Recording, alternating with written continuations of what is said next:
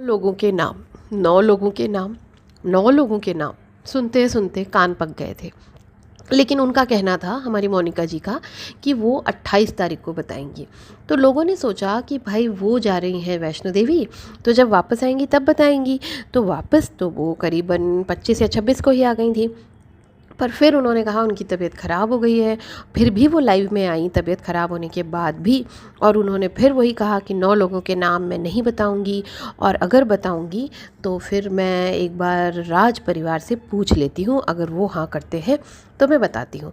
तो इस बात का अब मुझे ये खुलासा चाहिए मोनिका जी से कि राज परिवार से पूछकर आप क्यों बताने वाली थी नाम? क्या ये वही करवा रहे हैं? क्या ऐसा कुछ हुआ ही नहीं है? जस्ट एक कहते हैं ना, हाइप बनाई जा रही है जिससे कि राज परिवार पे फिर से कंट्रोवर्सी वाला काम चालू हो जाए और उनके व्यूज़ बढ़ जाएं, और उसमें आप उनका साथ दे रही हैं। नमस्कार, मैं आपकी मंजरी आ गई हूँ। जैसा मैंने कल रात को ब्लॉग में प्रॉमिस किया था कि बाकी डिटेल्स और 28 तारीख को क्यों किया गया खुलासा, इसके डिटेल्स भी लेके मैं आ गई हूँ। बाकी आपको ये तो मालूम चल ही गया होगा कि वो 9 लोग कौन हैं। चाहे मेरा व्लॉग देखकर या किसी और का व्लॉग देखकर, कहीं भी, या मोनिका जी का व्लॉग देखकर, लाइव देखकर आपको ये समझ आ गया होगा कि वो 9 लोग कौन हैं। 9 लोग यानी कि 4 लोग राज परिवार से, यानी कि देवर जी, भाभी जी और पतिदेव हमारे लप्पू जी और उनकी मम्मी। कंट्रोवर्सी के दूसरी तरफ देखा जाए तो जगत दीदी और उनके भाई को भी ये नाम, मतलब इन दोनों के नाम भी सामने आए हैं। और कुछ नाम ऐसे आए हैं जिनका एक्सपेक्टेशन ही नहीं था, यानी कि हमारे बिट्टो जी और रूप रानी जी। इनका थोड़ा सा कंफ्यूजिंग है कि हुआ क्या है, पर जितना मुझे समझ आ रहा है कि यही हुआ है कि ये जो पूरे कांड हुए हैं ना, ये इन्हीं लोगों के घर में रह के हुए हैं। तो शायद ये लोग भी ना घेरे में आ गए, होता है ना अननेसेसरीली, गेहूं के साथ घुन जो पिस जाता है वही वाला हो गया है। दूसरी अगर हम बात करें कि 28 तारीख को ही क्यों किया, 28 तारीख को इसलिए किया कि लप्पू से पूछ के।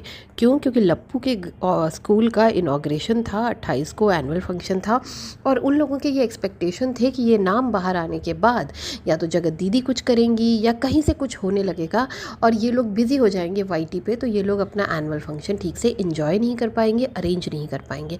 तो ये लोग मेंटली एक तरफ से फ्री होना चाहते थे और फिर इसमें पढ़ना चाहते थे। इसीलिए उनसे पूछकर, उनको बताकर, उनकी मर्ज़ी से ये 28 तारीख की डेट डिसाइड हुई थी, ना कि मोनिका जी ने डिसाइड की थी।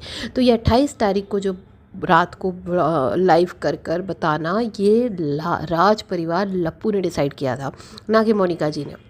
बस हम समझते रहे कि मोनिका जी फ्री होंगी और वो बताएंगी, लेकिन सच ये है कि ये राज परिवार का डिसीजन था कि ये 28 तारीख को डिस्क्लोज़ होगा, क्योंकि नोटिस तो इनके पास पहले ही आ गई थी, वो मैंने देखी, और उसमें डेट जो है वो पहले की है, तो नोटिस इनके पास पहले से है।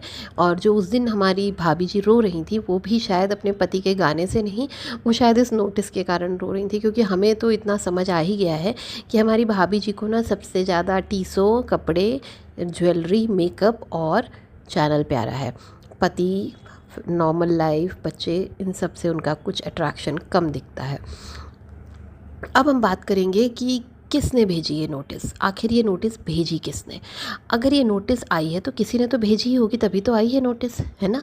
तो किसने भेजी उसका नाम भी उसमें होगा, लेकिन हमारी मोनिका जी बता ही नहीं रही हैं। कई बार पूछने पर भी, मेरे भी और भी लोगों के कई बार लाइव में पूछने पर भी, उन्होंने नहीं क्लियर किया कि ये नोटिस किसने भेजी है। लेकिन अगर उनके पहले की लाइव के आधार पर बात करें, जो उन्होंने वैष्णो देवी जाने से पहले की थी, उस लाइव में उन्होंने कहा था कि कोई बहुत बड़ी ऑर्गेनाइजेशन है, RSS, बीजेपी, इन सबसे बड़ी, है ना।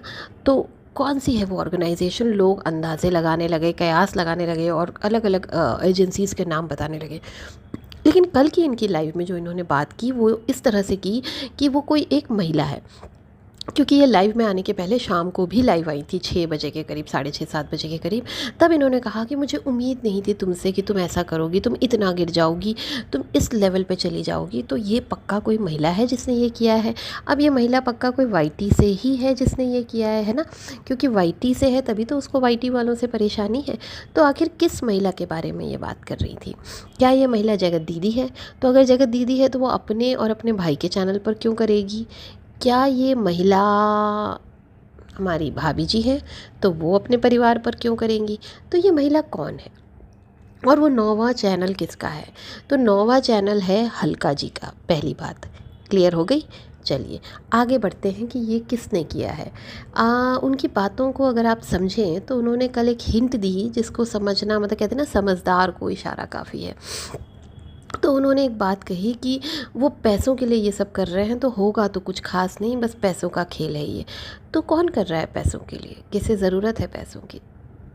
जी हाँ, सोचिए और फिर बताइए, या मैं ही बता दूँ? चलिए मैं ही बता देती हूँ।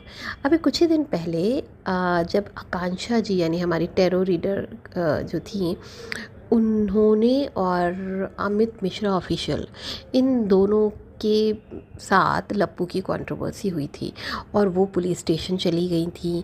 और लप्पू ने तो क्या किया था कि मिश्रा जी जो हैं, अमित मिश्रा, उनके ऊपर कुछ केस वेस लीगल कार्रवाई कर दी थी, नोटिस वोटिस भेज दिया था, जिसके जवाब में मिश्रा जी ने ये कांड कर दिया है ना? सही अंदाज़ा लगाया ना मैंने? ये कांड करने के बाद उन्होंने किसी एजेंसी या किसी बड़े ऑर्गेनाइजेशन ये बात पहुंचा दी और उन लोगों ने इन पे एक्शन ले लिया। इसका मुझे अंदाज़ा इस बेसिस पे लगा क्योंकि वो लोग भी बार बार बिट्टो जी को बोल रहे थे कि भाई तुमने अपने घर में रख रखा है, तुम लोग भी उतने ही गुनहगार हो जितने वो हैं, क्योंकि तुम्हारे सामने ये सब कुछ हो रहा है, तुम्हारे सामने वो बंदा ये सारी बातें कर रहा है। तो कहीं ना कहीं उनका माइंडसेट और इनको इन्वॉल्व करने का जो हुआ है अंत में 9 चैनल वाला, ये एक ही है। तो इससे एक मैसेज मिलता है कि जब कोई गलत करता है ना तो उसका साथ नहीं देना चाहिए, कहीं ना कहीं कर्मा वापस आता है। अब आखिर में मैं आपको बस ये ध्यान ले जाना चाहूँगी आपका इस ओर कि मुझे ऐसा लगता है पर्सनली कि ये जो बना रहे हैं स्टोरी 9 चैनल वाली, ये फेक है। क्योंकि अगर ये सच होती तो मोनिका जी राज परिवार से पूछकर नहीं बताती।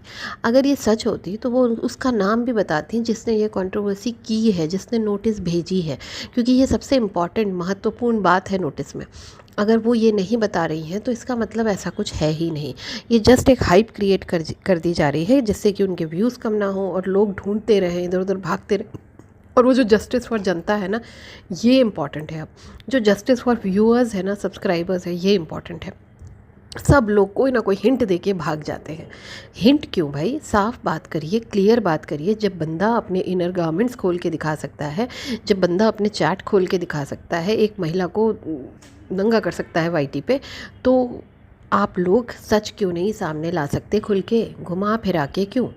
तो या तो मोनिका जी ये सच बताएं कि ये नोटिस किसने भेजी है, या फिर ये बातें पूरी फेक है।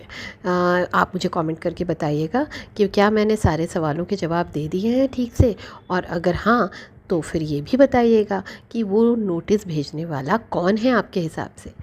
Thank you so much and please subscribe my channel please. Thank you.